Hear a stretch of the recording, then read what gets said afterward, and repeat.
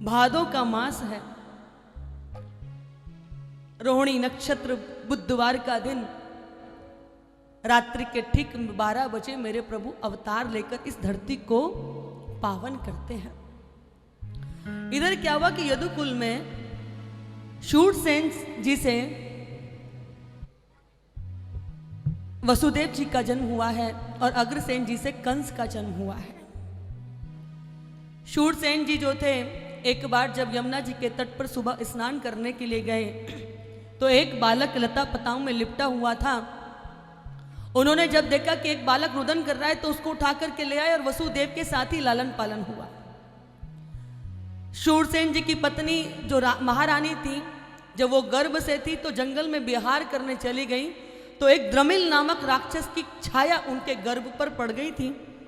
संतों ने, ब्राह्मणों ने कहा कि ये प्रजा के लिए बड़ी कष्टकारी होगी संतान, इसका त्याग कर देना ही श्रेष्ठ है। तो वसुदेव उग्रसेन जी ने उसका परित्याग कर दिया था। कंस का वसुदेव जी के साथ लालन पालन हुआ है और बाद में कंस को ज्ञात हुआ कि मैं शूरसेन की संतान नहीं, मैं तो अग्रसेन की संतान हूं। और वो बड़ी सी सेना को एकत्र करके मथुरा पर उग्रसेन जी के ऊपर आक्रमण कर दिया, कारागार में उनको बंद कर दिया। और इधर वसुदेव जी के साथ लालन पालन हुआ था तो इनके मन में आया कि क्यों ना मैं अपनी चचेरी बहन देवकी का विवाह वसुदेव के साथ कर दूं। वसुदेव के साथ में भी इनके बड़े आत्मिक संबंध थे और अपनी बहन देवकी से बड़ा प्रेम करते थे। संपूर्ण मथुरा नगरी को द्वारिका की तरह, स्वर्ग की तरह सजा दिया गया। चहु और सुंदर सी जगमग, बड़े प्रेम से विवाह पूर्ण हुआ। और कंस के हृदय में भाव आया कि क्यों ना मैं अपनी बहन को स्वयं विदा करके आऊं। वसुदेव और देवकी को रथ में आरूढ़ किया और जैसे ही रथ की बागडोर को हाथ में लिया तैसे ही आकाश में आकाशवाणी हुई कि पति प्रगृहण कंसा मां भाष्य शरीर वाक अश्यस्वाम अष्टमो गर्भो हंता याम वह से बुधा।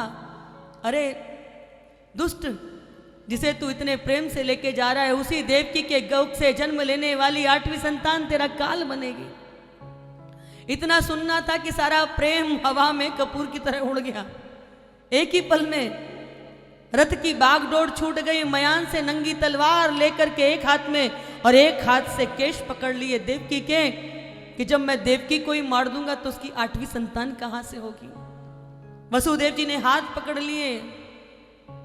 पतिदेव का धर्म होता है अपनी पत्नी के प्राणों की रक्षा करना।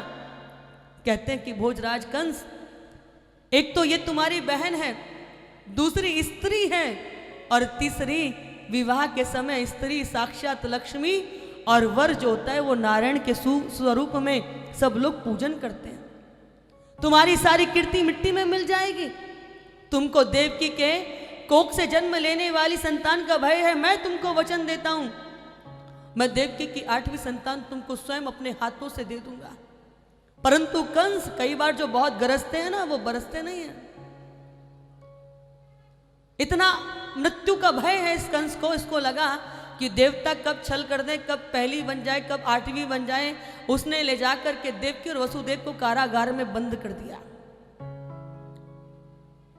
हाथ में बेड़ियां पड़ी हुई हैं, कारागार में बंद कर दिया। कंस को पहली संतान के होने की सूचना मिली, दौड़ा दौड़ा गया। देवकी ने बहुत याचना करी कि भैया पहली संतान है, आपको तो 8वीं संतान से भय है, आप इसे छोड़ दो।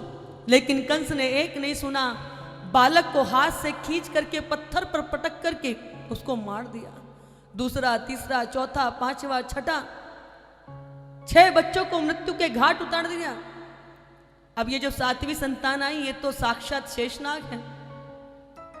मेरे प्रभु की योग माया ने देवकी की कोख से इन्हें संकर्षित करके रोहिणी जी की कोख में स्थापित कर दिया। इसीलिए बाद में इनका एक नाम संकर्षण भी पड़ा है। बाद में 8वीं संतान गर्भ में आकार लेने लगी। नारद जी आकर कंस को छेड़ जाते थे। कंस पूछता है नारद जी से कि 8वां कैसा होगा। नारद जी कहते हैं बड़ा छलिया होगा, काला काला होगा, बड़ा चतुर होगा। अब कंस स्वप्न में भी कोई काली वस्तु देख ले तो घबरा जाए। नारद जी समय समय पर आकर के और डरा जाते हैं। इतना भयभीत हो गया कंस की सैनिकों की संख्या बढ़ा दी, मोटे मोटे ताले पे ताले लगा दिए। सैनिकों के बल पराक्रम पर भरोसा नहीं, खुद अन्वेषण के लिए कई बार चक्कर लगा करके आता है।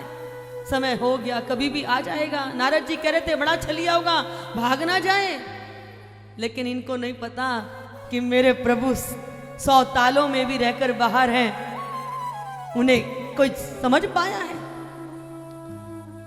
अब जिनके आने की प्रतीक्षा हो रही थी, सारे देवी देवता भी प्रभु से प्रार्थना करते कि प्रभु अब आओ, ये धरती जो है अब इस कंस के पापों को, दुष्टों के पापों को झेल नहीं पा रही है। अब आप प्रभु आओ। सत्य व्रतम सत्य परम च सत्यम, सत्य से योनि निहितम च सत्य, सत्य से सत्यमृत सत्य नेत्रम, सत्यात्मकम त्वाम शरणम प्रपद्ये। ये सत्य स्वरूप भगवान अब आप आओ। धरती पर पाप बहुत बढ़ गया, और जब जब धरती पर पाप बढ़ता है तब ये पृथ्वी रसातल में चली जाती है। इधर मेरे प्रभु भादों के मास में रात्रि के ठीक 12 बजे बुधवार का दिन, रोहिणी नक्षत्र, मेरे प्रभु कारागार की काली कोठरी में चतुर्भुज रूप में प्रकट हो गए हैं। बोली चतुर्भुज नारायण भगवान की जय हो। जैसे ही देव की वसुदेव के सामने मेरे प्रभु प्रकट हुए, तमद्भुतम बालकम भुजेक्षणम चतुर्भुजम शंकर गधार युधायुधम, शिवत्स लक्ष्मण गल शोभि कौस्तुभम, पीतांबरम सांद्र पयोद सौभगम। देवकी के सम्मुख मेरे प्रभु चतुर्भुज रूप में खड़े हुए हैं। आंखें प्रकाश से बंद हो गईं, कारागार की काली कोठरी प्रकाश से लबलबा गई। देवकी कहते हैं कि प्रभु आपने तो वरदान दिया था कि आप हमारे घर में पुत्र बन करके आएंगे। तो नारायण भगवान कहते हैं कि देखो, अगर आप मुझे इस रूप में स्वीकार करोगे तो एक क्षण में कंस का उद्धार कर दूंगा। यदि तुमने लाला बना लिया तो फिर तुमको मेरी रक्षा करनी पड़ेगी और 11.5 वर्ष तक प्रतीक्षा करनी पड़ेगी। माता देवकी कहती हैं कि इतना कष्ट झेल लिया, इतनी आपदाओं का सामना कर लिया, अब 11.5 वर्ष और झेल लेंगे, परंतु आपको लाला बन करके अपने हृदय से लगाने का जो सुख है उस पर तो हजारों विपदाएं नौछावर। जैसे ही माता देवकी ने ये बात कही, क्षणार्ध में मेरे प्रभु चतुर्भुज रूप से नन्हे से बालक बन करके माता देवकी की गोद में किलोल करने लगे, रुदन करने लगे। माता देवकी ने लाला को अपनी छाती से लगा करके अपना स्तनपान कराया है। अब मेरे प्रभु कह रहे हैं कि मैया तैने हमको छोटो सो लाला बना दियो है ना, अब तो को हमारी रक्षा करनी पड़ेगी। इसलिए जमुना पार गोकुल में नंद बाबा के घर में, यशोदा रानी के घर में तुम हमको पहुंचा दो, और वहां नन्ही सी जो कन्या होगी वाकु तुम लेकर के आ जाइयो। और यहाँ वसुदेव जी ने जैसे ही लाला को लेने के लिए हाथ आगे बढ़ाए, तैसे ही बेड़ियां खुल गई हैं। सारे द्वार पर द्वारपाल सो गए हैं, द्वार खुल गए हैं, चारों ओर सब जगह सारे लोग सो गए। और वसुदेव जी लाला को शीश पर धारण करके यमुना पार कराने के लिए चल दिए हैं। जैसे ही वसुदेव जी लाला को लेकर के आगे बढ़े, यमुना जी तो प्रभु की पटरानी है, अपने प्रभु के स्वामी के बाल स्वरूप का दर्शन करने के लिए यमुना महारानी भी मचल गई है। उमड़ उमड़ करके जल बढ़ने लगा, ऊपर से आकाश बरस रहे हैं, तो मेरे प्रभु शेषनाग छत्र बन करके लाला को ढक रहे हैं। यमुना जी में जल स्तर बढ़ता जा रहा है। वो जल बढ़ता बढ़ता प्रभु के दर्शन करने के लिए वसुदेव जी के मुखमंडल तक आ गया। मेरे प्रभु ने चरण डाल दिया नीचे कि देवी अभी मेरे चरण का स्पर्श पाके ही प्रसन्न हो जाओ, क्योंकि मेरा दर्शन करने के लिए तुम्हें अपने ससुर जी को डुबोना पड़ेगा।